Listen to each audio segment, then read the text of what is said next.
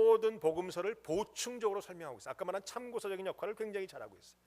그 당시에 제자들은 다 세상을 떠났고 한 명만이 남습니다. 요한이 남아요. 요한은 전설에 보면 100세 이상 살았다는 기록도 나와요. 요한은 예수님의 사랑하는 제자였고 수제자였고 정말 예수님의 품 안에서 늘 예수님의 말씀을 듣던 제자 아닙니까? 사랑받은 제자라고 본인이 말하죠. 그 제자가 오랫동안 살아 있습니다. 이제 모든 제자들은 다 죽었어요. 그를 따르는 모든 그 제자들이 그에게 찾아와서 물어봅니다. 선생님, 예수님에 관한 말씀을 좀 해주세요. 예수님의 가르침 중에 가장 중요한 가르침이 뭡니까? 그러면 나이가 많은 그 요한은 들것에 실려 나와서 가운데 앉아서 제자들이 삥 둘러앉고 이런 얘기를 했다고 합니다. 가장 중요한 가르침은 서로 사랑하라. 아니, 두 번째 중요한 가르침은 뭡니까? 서로 사랑하라. 세 번째 가르침이 뭡니까? 서로 사랑하라. 아니, 딴 거 없습니까? 또 하나 있다. 뭡니까? 서로 사랑하라. 제가 그 말을 보니까 얼마나 이렇게 맞는 말인지 모르겠어요. 그의 이름이 별명이 우레의 아들 아닙니까? 성깔이 보통 한 성깔 하는 사람이 아니에요. 욱하고 분내고 터뜨리는 데는 능한 사람. 그래서 이 요한과 야고보를 분 잘 내고 소리 잘 지르는 우레의 아들 별명이 있었는데 나이가 먹어가면서 그거 다 버렸어요. 여러분, 나이가 먹어가면 좀 달라져야 됩니다. 내가 예수 믿고 안 달라졌다, 이거 문제가 있어요. 좀 달라져야 돼. 그가 했던 내용을 가만히 들어보니까 사실 저도 오래 예수를 믿었는데 그 말이 맞는 것 같아요. 많은 사람들은 예언하려고, 병 고치는 능력 받으려고, 하늘을 보려고, 뭐 성경의 지혜를 받으려고, 성경을 쏙쏙들이 기억하려고, 잘 쪼개려고 이런 데만 관심이 있는데 그런 것들은 나이가 먹으면 다 사라지는 거예요. 근데 사랑은 영원합니다. 제가 4대째 기독교 가정이니까 늘 예수 믿는 사람 속에 있지 않았어요? 또한 제 주위에는 늘 기도하시는 분들이 많아요. 권사님, 특별히 제가 대학교 때 우리 나이가 많은 권사님 한 분 계세요. 참 사랑하시는 분인데 그분이 저에게 와서 능력이 아주 보통해요. 그냥 사람을 투시하고 분별하고 뭐 예언하는 능력이 지금으로 보면 굉장히 뛰어난 분이었던 것 같아요. 그분이 저에게 20살 때 그랬어요. 저를 기도하면서 청년이었던 저에게 철훈아 하나님이 나에게 보여주시는데 네가 수천 명 앞에서 복음을 들고 외치고 있더라. 저는 그때 목사가 되고 싶은 생각은 전혀 없었거든요. 그래서 제가 그러고 말할 뻔했어요.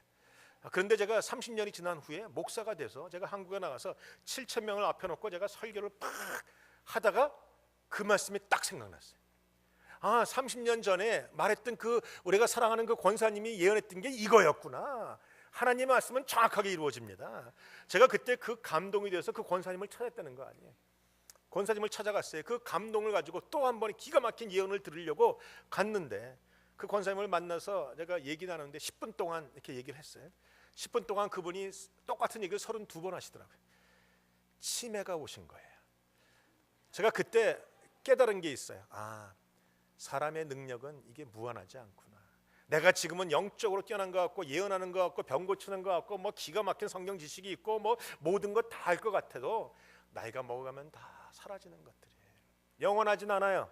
그러나 영원한 게 하나 있어요. 그게 사랑이라는 겁니다. 여러분, 그래서 젊었을 때부터 마음껏 사랑하십시오. 많이 사랑하시고 완전히 사랑하시고 끝까지 사랑하셔야 됩니다. 사랑 외에는 없다라는 거예요. 아무튼 요한은 그걸 알아서 계속 사랑을 설명했어요. 그리고 이제 요한이 마지막 제자인데 세상을 떠날 때가 가까우니까 제자들이 모여들어서 물어봅니다. 선생님, 스승님이 떠나가면 누가 우리에게 예수님에 관한 얘기를 해줍니까? 막 걱정하니까 또 그들이 스승이 요구했어요. 그러니까 요한이 그래, 그러면 내가 다시 한번 내가 알고 있는 예수의 모습을 정리해서 줄게 하고 쓴 것이 요한복음이라는 거예요. 그래서 아마 그 당시에는 이미 마태복음, 마가복음, 누가복음이 나와 있었을 거예요. 그 나와 있는 것을 가지고 요한이 보면서 이 오병이어로 5천 명을 먹인 이 사건 자체가 중요한 것이 아니고 이 사건은 예수님이 우리에게 생명의 떡이라는 것을 보여주신 사건이다. 이것은 여러분, 너희가 예수님을 먹어야 된다. 예수님을 생명의 떡으로 받아야 된다. 그러면 영원히 살리라. 그걸 설교한. 그래서 그걸 오병이어의 사건을 자세하게 설명을 해놓고 있어요. 모든 사건들을 요한이 보면서 이 사건은 이런 의미가 있고 이 사건은 이러해서 중요하고 이 사건은 하나님의 아들됨을 드러낸 사건이고 이 사건은 이런 거야. 여러분, 그래서 요한복음이 좀 어렵습니다. 그러나 요한복음은 중요해요. 요한복음에 모든 성경의 진리가 있고 모든 기독교의 핵심이 들어와 있어요. 그러니까 여러분이 이것을 많이 읽으시고 자주 읽으시고 분명히 읽으시길 주님의 이름으로 축원합니다. 요한복음의 핵심이 뭔가 보통 세 가지로 결정을 해요. 핵심 단어, 주제 단어를 보면 알아요.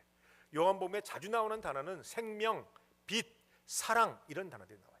그게 뭐 요한이 30번, 40번, 50번씩 써가면서 생명이 뭔가, 빛이 뭔가, 사랑이 뭔가를 쭉 설명했어요. 우리가 이제 뭐 얼마나 걸릴지 모르겠어요. 한 1년 정도 걸릴지도 모르는데 요한복음을 쭉 돌아보면서 빛으로 오신 주님, 생명으로 오신 주님, 사랑해야 되는 것, 주님의 사랑이시다라는 걸 받고 사랑해야 되는 그 모든 문제들을 여러분과 함께 나누어 보기를 원합니다. 그러면 요한복음의 기록 목적이 뭔가? 요한복음을 정말 왜 쓰셨는가 우리가 물어본다면 그 결론은 마지막에 나와요. 요한복음 20장 31절에 보면 이렇게 쓰고 있어요. 이것도 임직자 고시에 분명히 나왔던 거예요. 오직 이것을 기록함은 너희로 예수께서 하나님의 아들 그리스도이심을 믿게 하려 함이요 또 너희로 믿고 그 이름을 힘입어 생명을 얻게 하려 함이니라. 여러분, 요한복음이 우리에게 주어져 있는 가장 중요한 이유가 있다면 한 가지예요. 예수가 하나님이심을 믿게 하려고.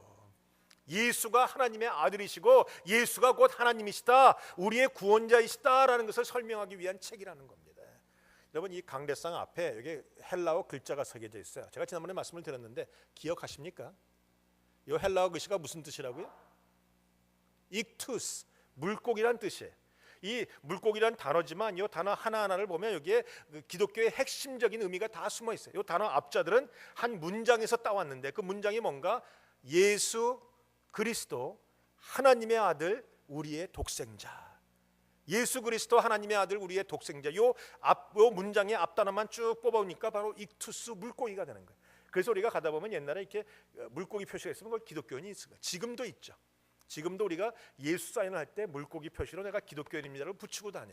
그게 바로 예수 그리스도 하나님의 아들 우리의 구원자. 이 요한복음을 쓴 목적이 바로 여기 있다는 겁니다. 예수 그리스도 하나님의 아들 우리의 구원자이심을 믿게 하려고. 두 번째 목적이 뭔가? 그것을 믿어서 생명을 얻게 하려고. 여기서 말하는 생명이란 영생이라는 단어예요. 즉 예수가 하나님의 아들이심을 믿으면 우리가 영생을 얻는다.